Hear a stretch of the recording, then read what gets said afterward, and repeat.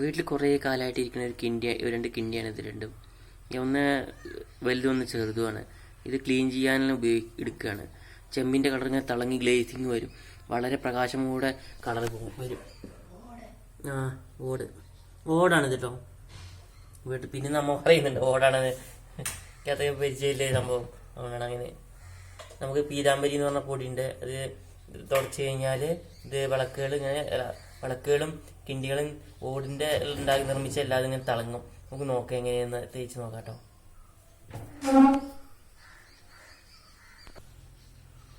ഇതിൻ്റെ പേരാണ് പീതാംബരി. ഇത് തേച്ച് കഴുകി കഴിഞ്ഞാൽ ചെമ്പ് copper, brass, aluminium, iron, silver, steel ഇതൊക്കെ തിളങ്ങും. നമുക്ക് ഈ കിണ്ടികൾ രണ്ടുമില്ലേ അതൊന്ന് നമുക്ക് തേച്ച് പോളിഷ് ചെയ്ത് നോക്കാം. നമുക്ക് എങ്ങനെ കളർ വരുന്നുണ്ടെന്ന് കാണാം. ഇതാണ് പീതാംബരി പൊടി. ഇത്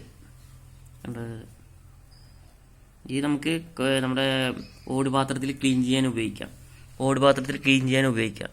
നമുക്ക് നോക്കി നോക്കാം കേട്ടോ. ട്രയൽ ചെയ്ത് നോക്കാം.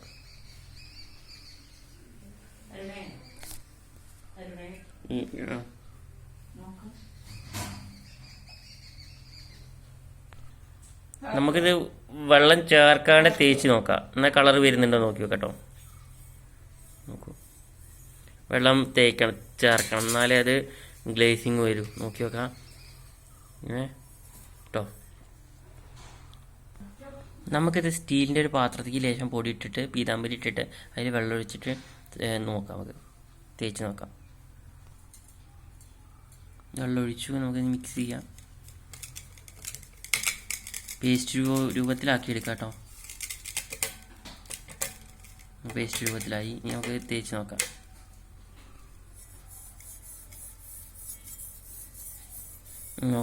തിളക്കം വരുന്നുണ്ട് കേട്ടോ. ഇത് നോക്കൂ, പീതാംബരി തേച്ച് കഴിഞ്ഞു കണ്ടോ. ചെറിയൊരു തിളക്കം വരുന്നുണ്ട് കണ്ടോ. നമുക്ക് ഈ തുണി കൊണ്ട് തുടയ്ക്കാം. വെള്ളത്തിൽ കഴുകിയിട്ട് നോക്കി വെക്കാം. മറ്റേ കിണ്ടിൻ്റെ അതൊന്ന് തേച്ച് പിടിപ്പിച്ച് നോക്കാം കേട്ടോ. വലിയ കിണ്ടി.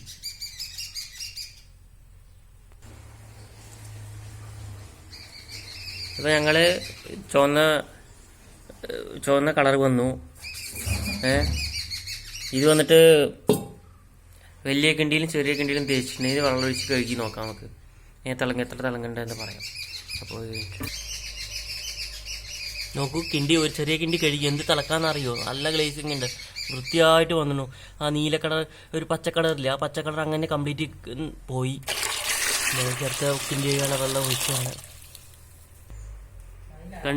കണ്ടോ. കിണ്ടികൾ രണ്ടും കഴുകാൻ തുടങ്ങി. രണ്ടും തിളങ്ങിക്കൊണ്ടിരിക്കുന്നുണ്ട്. ആ ഗോൾഡൻ കളറും പിന്നെ ഓട് കളറും വന്നിട്ടുണ്ട്. നല്ല തിളക്കണ്ട് രണ്ട് കേട്ടോ. ബക്കലിൽ മുക്കി കഴുകിയിട്ടുണ്ട്. അപ്പോൾ നിങ്ങൾക്ക് മനസ്സിലായില്ല പീതാംബരി ഉപയോഗിച്ച ഉള്ള മെച്ചം. എല്ലാ അമ്പലങ്ങളിലും എല്ലാ വീട്ടിലും ഇനി മുതൽ പീതാംബരി മേടിച്ചിട്ടായിരിക്കും ഉപയോഗിക്കുന്നുണ്ടാവുക. നമ്മുടെ മോഡേൺ ലോകത്ത് എന്തൊക്കെ പുതുതായി കണ്ടുപിടിച്ചിരുന്ന ആൾക്കാരെ കണ്ടില്ലേ. നമ്മൾ ഉപയോഗിച്ചിട്ട് അമ്പലത്തിലും വീടുകളിലും ഇതൊക്കെ ഉപയോഗിക്കുക. കേൾക്കുന്നുണ്ടോ?